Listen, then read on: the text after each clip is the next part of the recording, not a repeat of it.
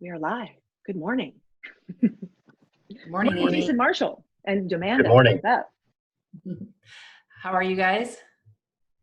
Excellent. Doing well. Good. Okay, good. I will say that we were talking about the heat earlier. You guys are always welcome to Oregon. I think it's about 60 degrees. Gets to about 68 max. I'm so jealous. Oh. Yeah. Do you have humidity there, Jason? Is it humid there also? No, ma'am. It's quite dry. I mean, we have our humid days, but whenever it's this hot, it's like 15, 20%. So it's like very, very dry. Okay. All right. Because I'm in Louisiana and it's in the 90s and it's 100% humidity. Yeah, that's miserable. That's miserable. Yeah. We have this weird ebb and flow in West Texas where, in the summertime we have like what we had last week, 115 degrees for a couple of days, a stretch of 100 degrees. And then in the wintertime, we will have sometimes highs in the 20s. So it won't get above freezing for a week. And we did have a blizzard this last year, so we get snow every once in a while, and we get these crazy springtime thunderstorms that bring hail and tornadoes. So we can have a little bit of everything when it comes to weather. Yeah. Interesting. Okay. All right. So everyone, this is Jason Marshall. We're very happy to have him on today. And I'm going to give you a little introduction and background on him. Jason is the owner of a performance training studio in Lubbock, Texas called Lonestar Kettlebell. He's had that since 2007. He earned his Bachelor of Science in Exercise and Sports Science from Texas University in 2001. He is currently a master instructor in Pavel Tsatsoulin's Strongfirst organization and currently holds a CPT designation through NASM. Jason trains athletes and students of strength from all walks of life. He's worked with several collegiate athletes who have taken their careers to the next level, as well as many youth athletes and martial artists looking to explore their talents in various sports. He also works with many different populations ranging from fat loss to improvement in movement and quality of better life. Among some of his achievements, he has recently become the 143rd person to successfully lift the historic Dinnie Stones in northern Scotland. Welcome, Jason. Thank you. I can't wait to talk to you about the Dinnie Stones. Yeah, that was quite the ride. It's a very, very cool experience. Awesome. That's so cool. Yeah, I was looking at it earlier. I was just kind of looking through all your pictures and stuff. I did, it was in 2019, right, when you did that? Yes, ma'am. So November of last year. Yeah. Right. Okay. Well, before we get to that, let's just talk a little bit about what you're doing right now. What's going on in Texas? Well, the environment is quite weird for everyone and chaotic. So I'm just trying to maintain my own strength through all this. I think that that's probably one of the most important things that individuals can do for themselves, is just to stay healthy and strong as we all fight through this weird time period that we're all having to experience together. And if I have of the people that I get to train, I'm blessed. I get to train people at my home, and so we trained together and had a hiatus there in March, April, I guess, when we had some mandatory shutdowns. But for the most part, we're able to train together, and I'm trying to keep my student base strong through all of this, so that they that we aren't all affected, and if we are, it's minimal. So that's kind of what we're doing. Training as far as teaching workshops and seminars and all of that's pretty much come to a standstill. I'm not doing that near as much. Some things have been postponed and canceled. So focus on what I can control, and that's my own strength and my students and helping them. So that's what I'm doing. That's great. So you are able to still train in your studio? Yes, ma'am. That's great. Yes, for now. Yeah.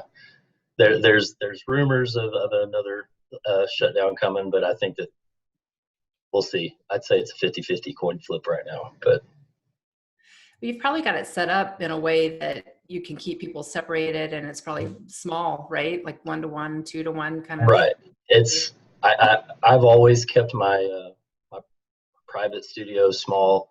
When I started this in 2007, I had a commercial space, and I held that for, I guess, 4 years, 3-4 years, and expanded it a couple times.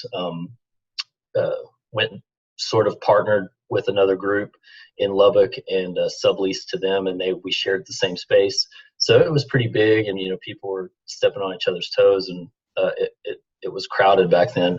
And then whenever I moved everything home, which the catalyst for that for me was my wife and I adopted our first child, and our both of our kids were adopted from infancy, so they were little bitty, and we're starting us all this fresh. And the last thing I wanted to do was be running back and forth between a training studio, a full-time job, home, and not being able to be around as much. So we built a shop in my backyard at the house I previously owned, and started training people from scratch. Started from scratch, built it all the way back up from nothing, and just started, a very small group. I don't know if you call it what you call it these days. Anyway, I'd say maximum I would have maybe like 7-8 people at a time.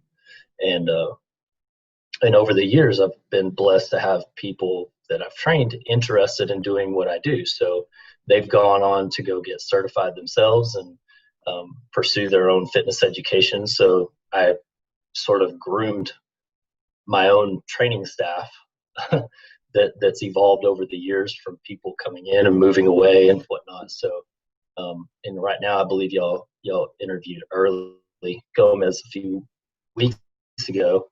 But that's one of my current student trainers that she helps out and has her own clientele. So. Yeah, that was great talking to her too. She was a lot of fun. Yeah, she's amazing. Are most of your clients like early, like students of strength, like that's their goal is for the most part strength, or what do you primarily do?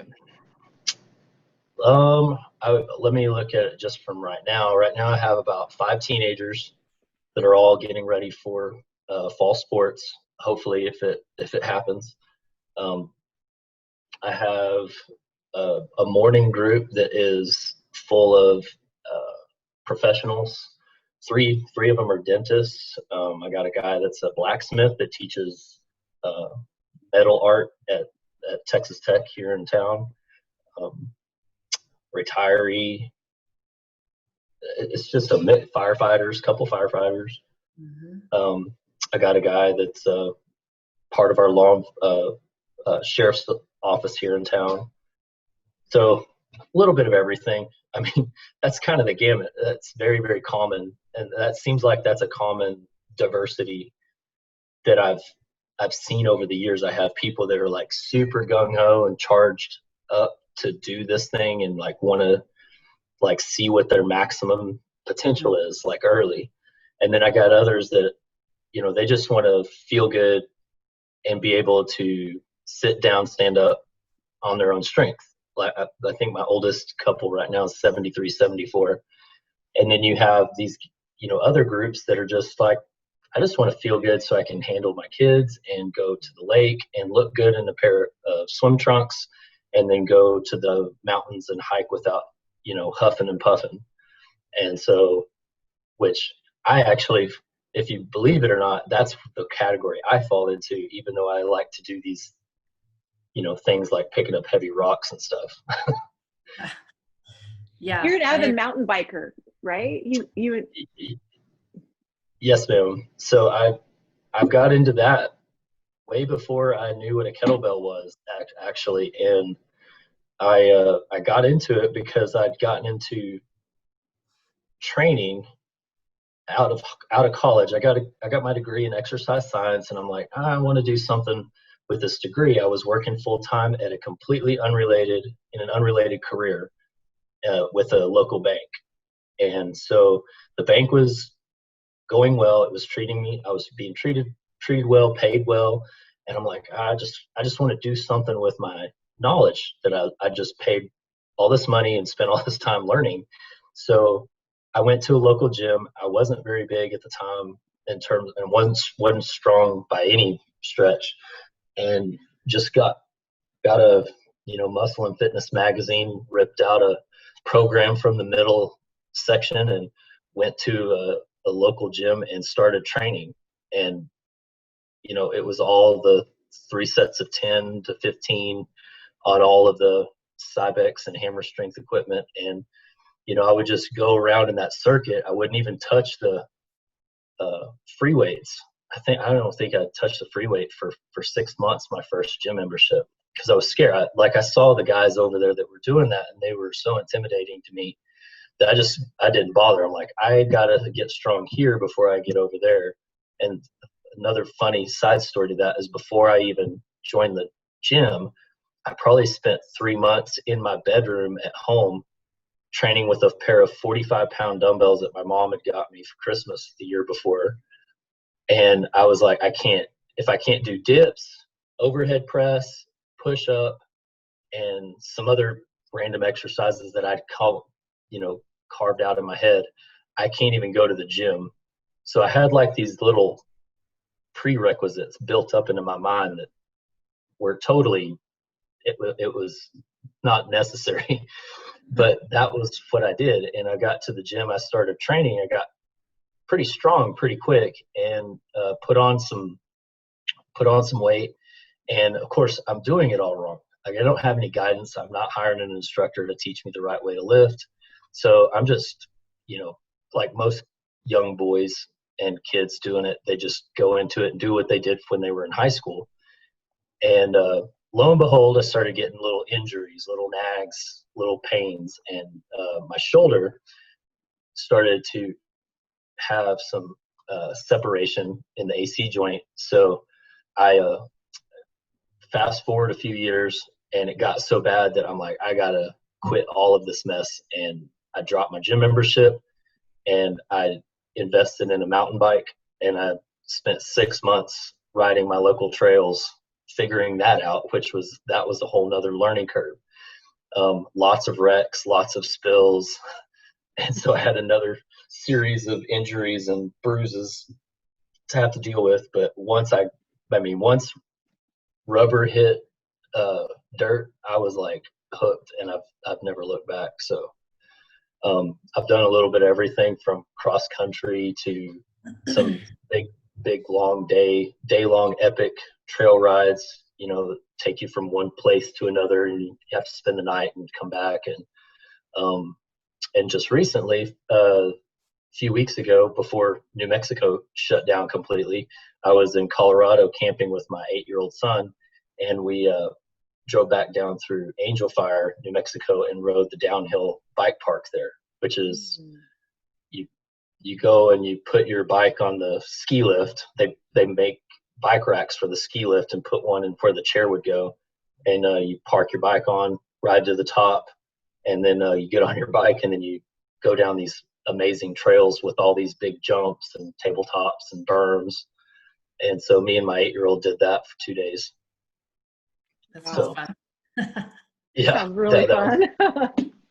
It was an experience for sure, because it was both our first times, and I'm 42 and my son's 8. So, and he's really, really good on the bike, and that's why I felt he was ready to go. But I never thought like I would be so stressed out doing something, because it's 2,000 feet of elevation you're dropping each time you go to the top of the mountain and come back down.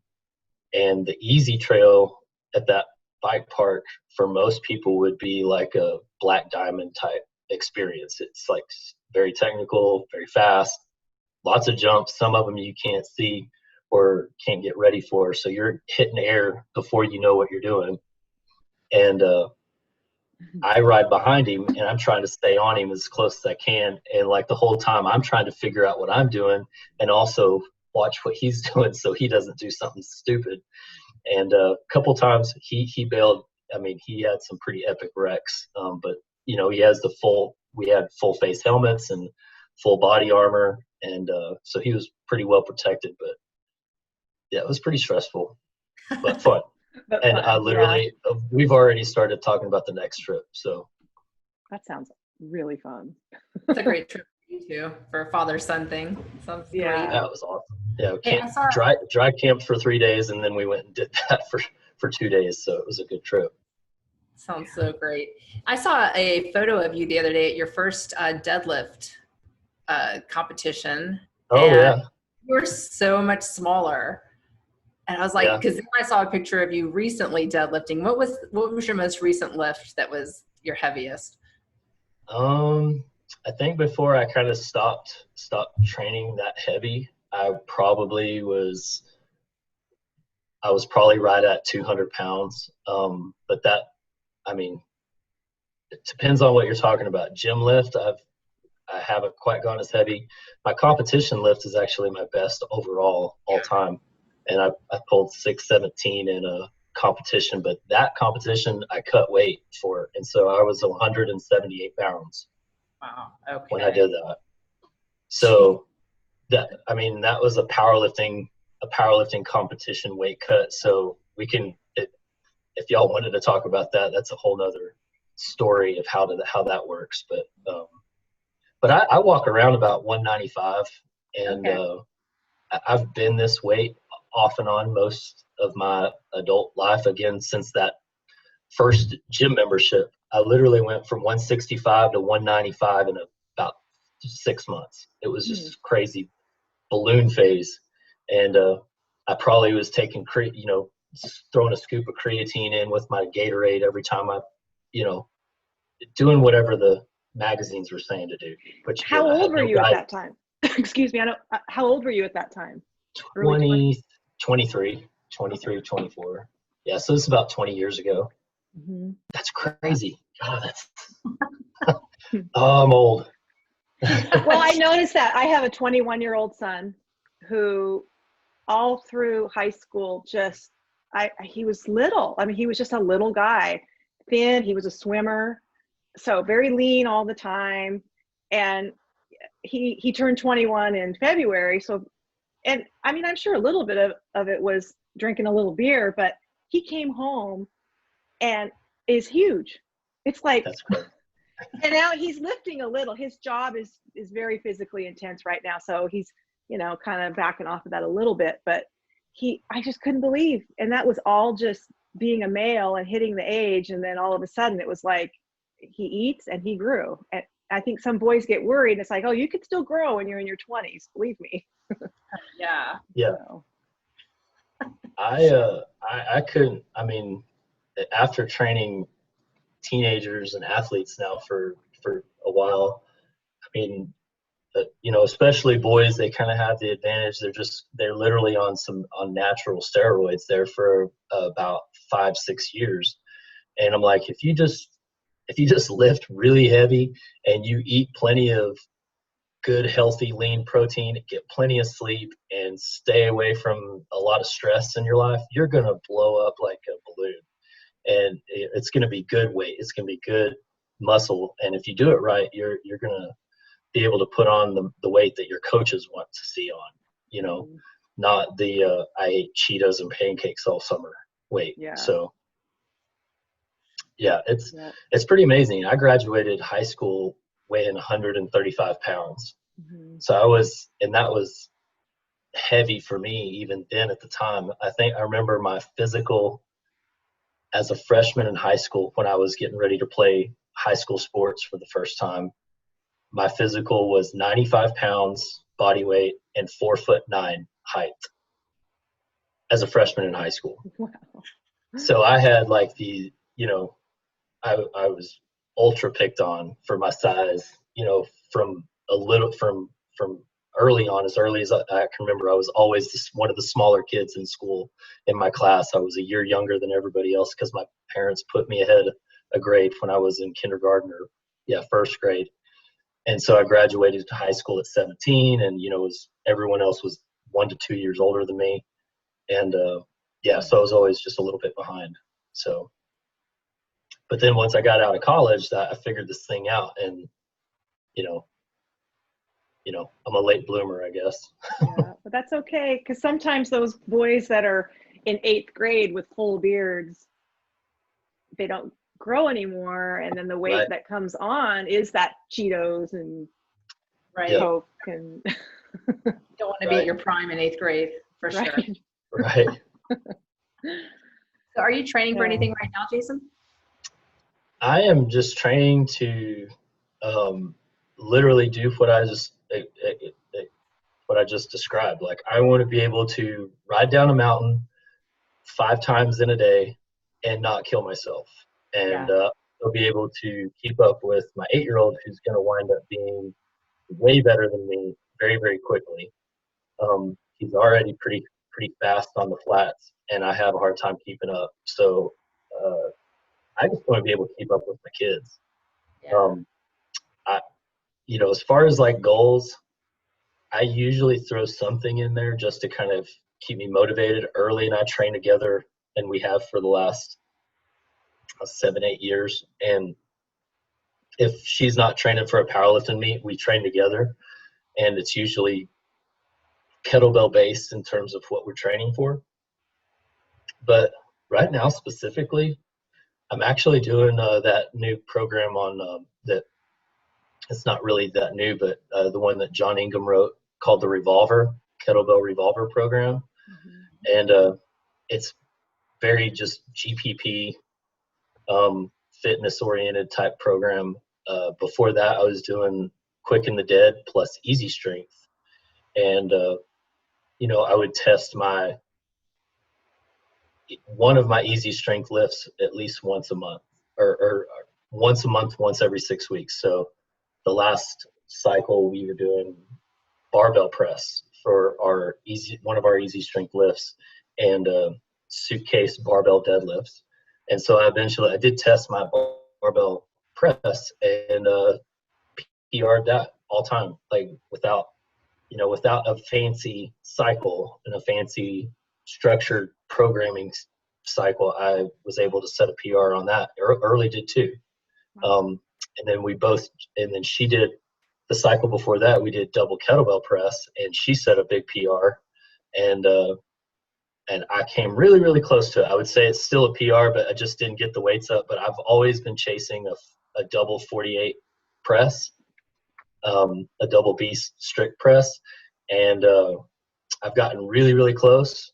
And in the past, maybe a couple of times, and then this last cycle on Easy Strength, I was able to get really, really close. I got my left hand probably about above the head, and got my right hand made the press. Failed like a professional and the whole bit. So like we're supposed to. But yeah, so I would say if I was chasing something, it would be something like that. Yeah. Not real. I'd say not like a real strict goal or anything. Just something to keep me interested. Yeah. So when you did that, go ahead, Amanda. Sorry. Oh, go ahead, Amy. You go. I was just going to say, on that Quick and the Dead and Easy Strength, would you do each of those, like alternate 3 days a week, or how would you structure something like that? Same lift the lifts happened every day. Every day. Okay. And so the way I would do it is, the way Quick and the Dead works is it works on random variety in terms of the number of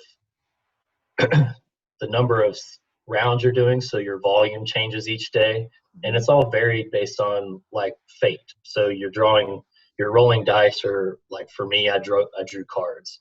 So like, let's say if I drew an ace that day, it was only 2 rounds. So it was a really light day. If I drew a joker, it was the full 5 rounds, which is a big volume day. And I would do the same thing for Easy Strength. So like in Easy Strength, you're trying to get 80%-ish of your 1 rep max for 10 total lifts, 10 total reps. And how you get to 10 total reps is irrelevant. So I made like 6 different rep combinations, like 4-3-2-1, 1-2-3-4, 3-3-2-2, anything that added up to 10. And then each day I would draw that and then we would draw an intensity zone, which would be 75, 80, or 85. So if you did 4, 4, 3, 3, that's you drew that, or I'm sorry, 3, 3, 2, 2, and then you drew 80%, then you would do 80% on the bar, and you do a set of 3, a set of 3, a set of 2, a set of 2, and then you're done. And then the next day you would draw cards all over again. And the only rule was that we didn't repeat the same thing twice in a row. So if you drew the same intensity zone from the day before, then you redraw, or et cetera. So we just let fate deal with it. Yeah. Sort of along those same lines, I wanted to ask you, so when you, in preparation for lifting the Dinnie Stones in 2019, what was that training? What does it look like to prep for something like that? Well, that's an interesting question. I've been asked that several times by people that are interested in doing the challenge, and they've messaged me and asked me, like, what is it? What did you do? How did you get there? And I'm like, well, it's not a simple answer, because I'm a very analytically minded person by nature. I still work for the same bank, by the way, that I said I worked for in college. So I've just hit my 22nd anniversary with them. And my job with them is in analytics. So this whole strength training and the way I approach it is very grounded in what I do for the bank and vice versa. But I've analyzed that trip a lot and like what it took to get there. And I'd say you have to go back to almost when I started lifting anything, which may have been, I may have been in grade school. My parents got remarried when I was 8 or 9, and my mom remarried a cotton farmer here in West Texas. And so I went from being a city kid to moving out into a cotton farm. Our nearest neighbor was a mile away. And, and showed how to chop weeds, and that was like my first job. I got paid $quarter an hour and went out and hoed the corn patch right behind her house. And so from a very early age, I was like doing that hard blue collar manual hands, stuff in your hands labor, moving things, carrying things. And my stepdad and uncle and the hands that we had hired on our farm, they didn't care that I was little or looked scrawny or whatever. If the job needed to be done, you just figured out a way to do it. So if I had a pallet of cottonseed to take off of a truck and stack in a little seed house, and each sack weighed 80 pounds and I weighed 70 pounds, figure it out. Just get it all off the truck and put it in the house. I don't care how you do it. So I figured out how to lift things from an early age. And I'd say it's a lifetime of that. And so when I discovered powerlifting in my early 20s, it clicked with me, like the knack of like figuring out how to brace myself under heavy things and wedge myself. I was doing that from early on. I just didn't know what it was called. And I didn't know that there was like physics and science behind it, until I discovered Strongfirst and the old RKC and Pavel, and really studying powerlifters and the greats that have done things for the last 30, 40 years. So powerlifting was definitely the basis. Learning how to deadlift and deadlift well was the basis, not hurting myself while deadlifting heavy, and building up grip strength, which I think, going back to my farming childhood, I think that's always been something I've had, is a strong grip, just by nature of what I did on the farm.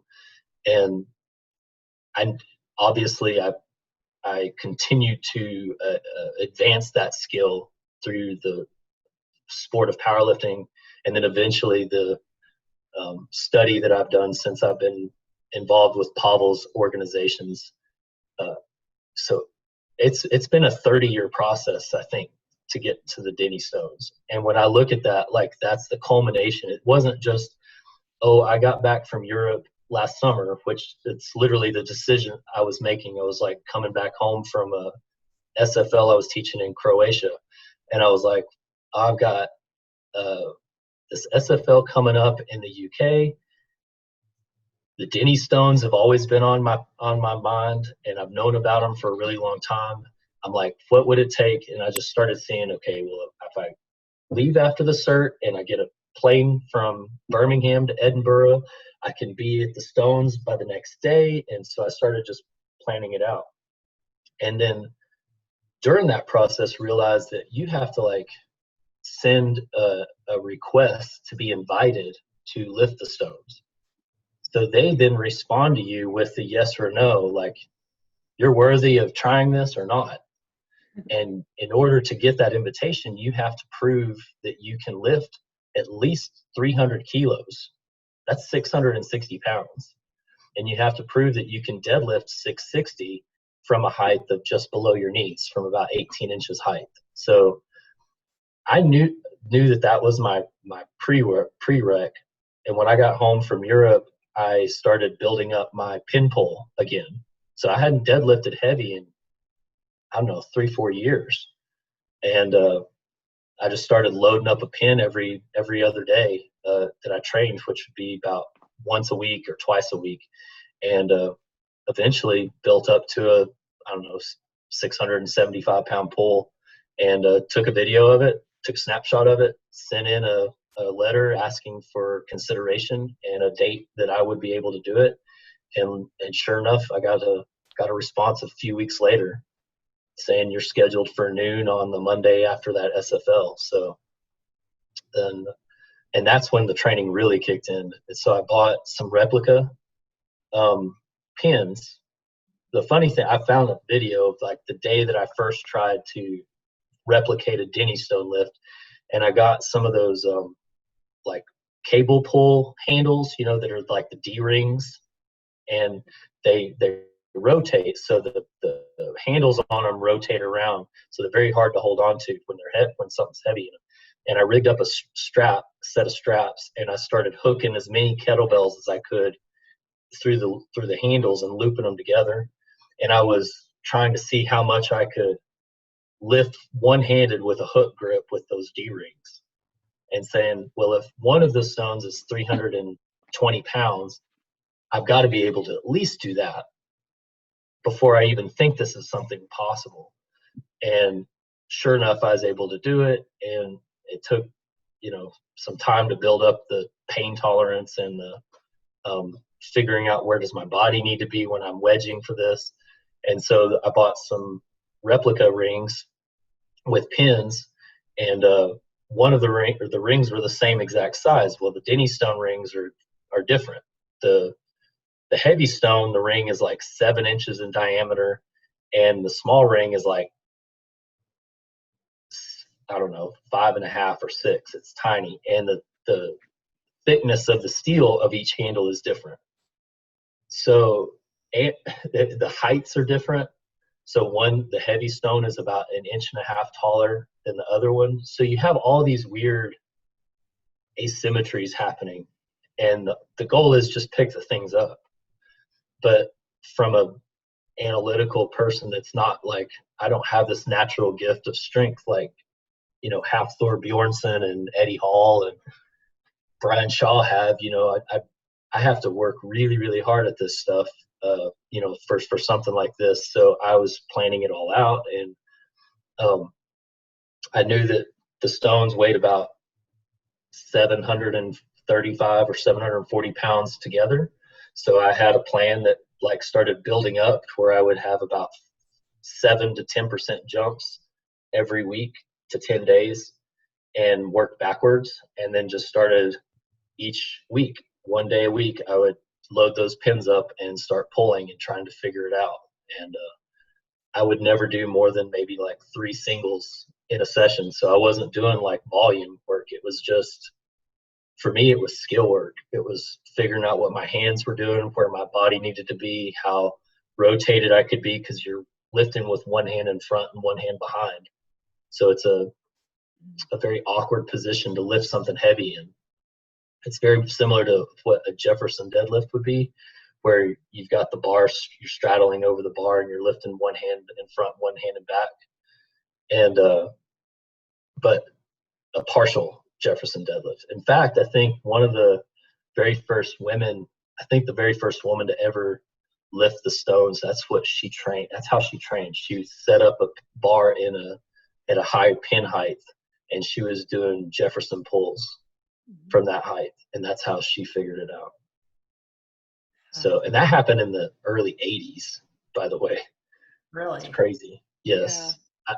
I actually bought a Sports Illustrated issue from the, now I'm gonna forget the date, but it's from the early 80s. Franco Harris is on the cover. I mean, it's like old school. Anyway, there's a whole big long article in there about Bill Kazmaier and Terry Todd and Jan Todd. Jan Todd was the first one to lift him, first female to lift him. And Terry and Jan went to Scotland with Bill Kazmaier, and this was in his heyday of like winning the world's strongest man for the first few times.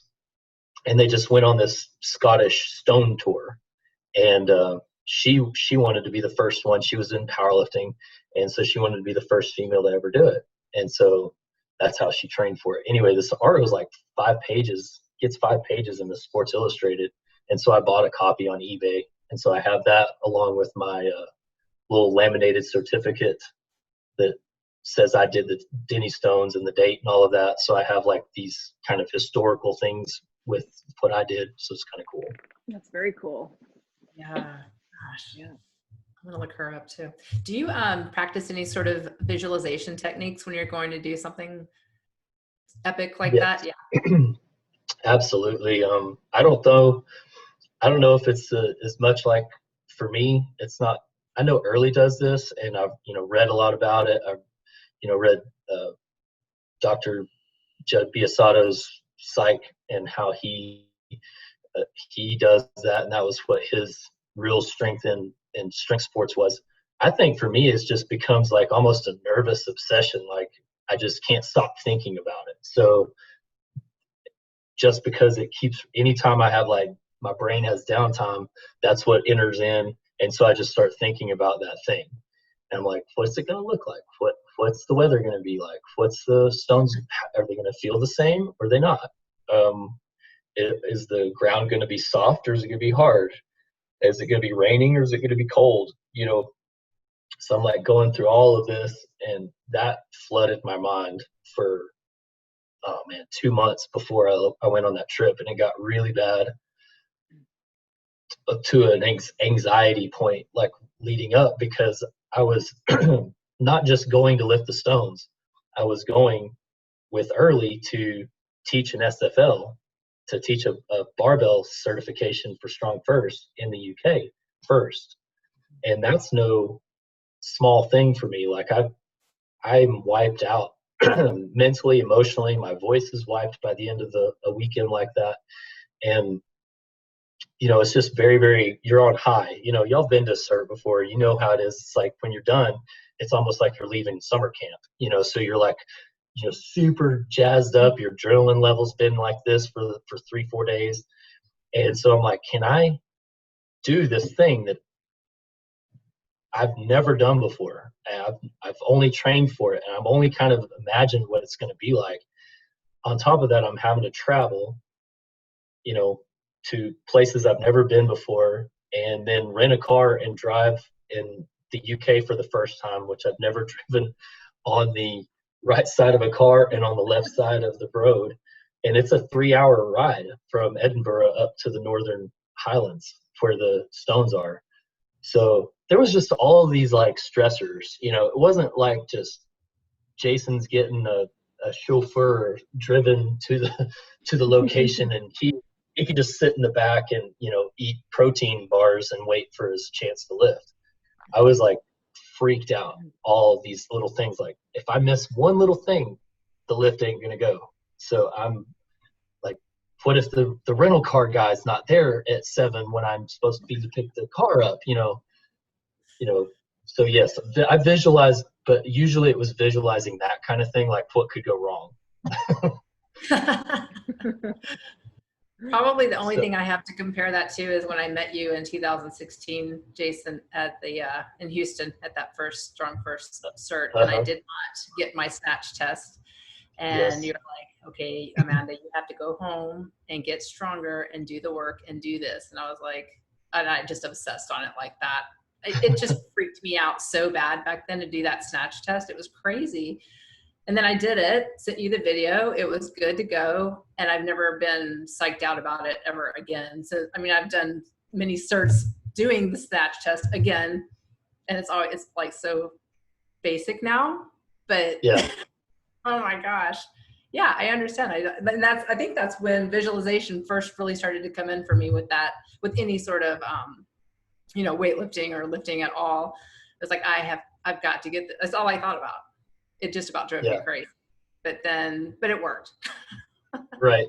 Yeah. No, I mean, especially when you've never done something before like that, like you didn't know what it was going to be like. I think all first time students to a Strongfirst event have that like freak out moment, because it's not the first thing you do. You've been preparing for it, but you don't get to do it until the third day when you're smoked and you're exhausted and you're mentally spent. And I totally sympathize with it for sure, because it's a lot going into it. So, but you did great. I remember even your video you sent. So. Oh yeah, yeah. Huh? I think we cut out for a sec, but I said I still remember your video. Like, I was so pumped for you when you did that, and you were like, all jazzed up after it was over. It's awesome. Yeah, I was very happy, and you were a great team leader. I have to say that. Like, for my first certification of any kind at all, I was very lucky to get you, and somewhat lucky and intimidated by being Tracy Ripken's partner. I'm like, oh my God. Yes. What's happening? Well, equally intimidated to be her team leader as well. So. That was a crazy, crazy weekend. Yeah, it was really fun. Good. It was really good. That was the very first Strongfirst certification, right? That was class 1. That was class 1, yeah. Yeah, it was a great cert.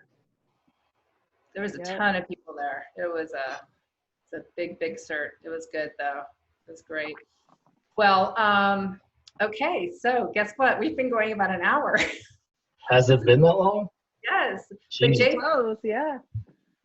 We like to do rapid fire 10 questions at the end of our podcast.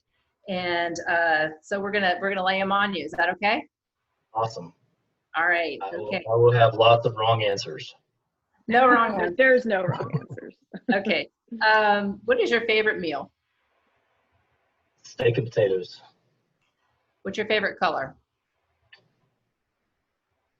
Blue. What's the last book you read?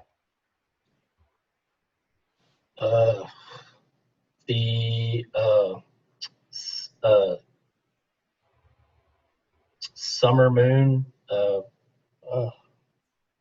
It's about the Comanche warriors. Oh, I'm listening to that now. It's awesome. Yeah. Empire of the Summer Moon. Empire of the Summer Moon. Yes. Oh, that sounds good. I'm gonna check that out. What's your most memorable concert? I would say Metallica. It was actually Rock on the Range in Columbus, Ohio, 2017. Had Metallica headlining. There was 3 headliners. It was supposed to be Soundgarden Friday night. Korn was Saturday, Metallica Sunday night, and Soundgarden didn't get to play because that Wednesday before that concert was the Wednesday that Chris Cornell committed suicide. So the Thursday morning I was traveling to Columbus, we found all of this out, and it was like the biggest bummer and downer. And however, I would say the cool part was getting to be there amongst all these metalheads and rock heads, getting to celebrate his life and legacy and everything, and see all these other rockers give tributes to him and everything. And but then getting to see Metallica at the end, that was my first time to see them. So it was amazing, like 115,000 in that stadium. It was a nutty, big show. Must have been crazy energy there. Yes. That. Wow. My brother and I went together. It was my 40th birthday present to myself. And he and I went, and we managed to wander or squeeze our way through the squish pit all the way up to about 3 people behind the front row. And Metallica. It took us about 4 or 5 songs to get there. But we fought. Again, Strongfirst, like there's no way I'd have been able to make it through that if I wouldn't have been, in shape and strong. So I think we saw 26 bands over the course of those 3 days. So it was good. We talked to Mike Souza about that, and he talked about being in the mosh pit, and he was like, Yes. people just bounce off of him because he knows how to brace. Right, yeah. If you know how to brace and people try to push you down, it's so funny to watch their reactions when they just look like they hit a brick wall. And, then they just go to somebody else. So it's fun. They're like, not that guy. No. Okay. Right. What's your favorite animal? Ooh. I'm having a hard time not being facetious about all these answers. So normally I'd say like something like a unicorn or a liger or something like that. It doesn't exist. A liger. Liger, yes. That's it. I'd say, dogs are pretty awesome. I like dogs. All right, cool. Tell us something that people get wrong about you. I think most people are, and this even goes with my close-knit friends and groups here, is I think people are intimidated by me. They think that I kind of have a resting mad face all the time. And it's not that. I'm just like not, I don't know. I'm not mad. Y'all can come up to me and talk to me. I'm not that scary. I'm not afraid. I love to talk to people and meet people and know what their things are and what they're into. And so don't be intimidated. He is nice, you guys. He's really nice. Oh, yeah, very nice. Very nice. Tell us something that outside of the strength world, an interest you might have that no one knows about. Well, mountain biking is definitely one of them. I'm also I love snowboarding. But those are kind of the active things. Like, I don't think probably a lot of people know that I'm a full-time banker. Like that's, and even though it's so far away from fitness, I do enjoy analytics and data and finance, and I've learned all of it on the job. I didn't go to school for that. So obviously, if I've spent 22 years doing it, I think I've got some interest in it. And so I would say that. All right. What's the last movie you watched? The movie, like a regular movie.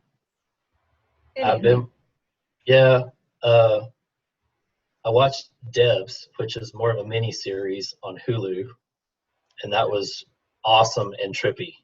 And I really, really, really like those kind of shows that they don't give you a lot of answers, but they make you think afterwards. It was done by the same guy that did Ex Machina and Annihilation. And one of the main characters in Debs is also one of my favorite guys, Nick Offerman, who plays Ron Swanson from Parks and Rec. Yeah. So I really like that show. It's y'all should check it out. I'm not going to give you anything on it. It's just awesome. So watch it. Okay. I will check it out. And last one, what is your favorite vacation place? Anywhere in the mountains. I'm a mountain guy. Yeah, my wife's a beach bum. She likes the beach and the sand and all that stuff, and I like the cool and the crisp air and the quiet and solitude. So and the smell of pine and all that stuff. I love the mountains. And even though I'm out here in the flatlands of West Texas, it takes about maybe 3.5, 4 hours to get to the closest set of mountains from the southern part of the Rockies in New Mexico. And we can be full-blown Rockies in like 7 hours. So it's not too bad. Yeah. I agree. I feel the same way. That's my favorite thing too. And that is it for the questions. Very Well, thank good. you. Yeah, Thank thank you. you. This is fun. Lots of good info and finally got to talk. Yeah, it Did was y'all great get- talking to you. Did you get all of the questions answered or asked that you wanted to? I think believe so. I mean, I'm sure we could talk for hours. We like to be respectful of everybody's time. So, No, I get it. I remember doing the SFL cert with you in 2015 in Portland, and we had some great talks. Walking back from dinner, I mean, I think we talked about banking because I work in another business as well, and you just have your analytical mind is, I mean, it's so obvious that you really think and you study, and it's great that you share that with your students, and anybody who can be one of your students is getting a lot of benefit. And we appreciate you as a leader in Strongfirst and all that you give to us. Well, thank you. Thank you. Yeah. Well, thank you guys for doing this. I appreciate it. And thanks for asking me to be on. Yep, you bet. We'll have it out today. We'll send you links too. Awesome. Okay. Thanks, Have a great day, everyone. Okay. Bye, you guys. Thank y'all. Bye-bye. Bye-bye.